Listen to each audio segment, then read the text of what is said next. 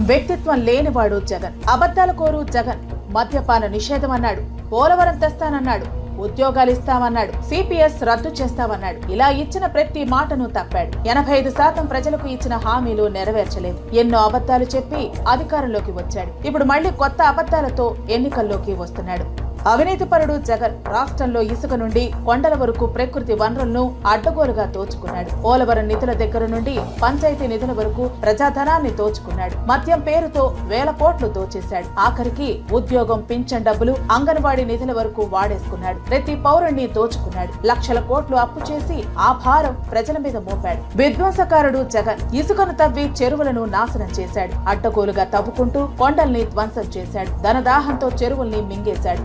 పచ్చని చెట్లను నరికి ప్రకృతిని నాశనం చేశాడు. ఎలాంటి అభివృద్ధి కార్యక్రమాలు చేయకుండా రాష్ట్రాన్ని నాశనం చేశాడు. నరరూప రాక్షసుడు జగన్ యువతకు ఉద్యోగాలు ఇవ్వకుండా వారి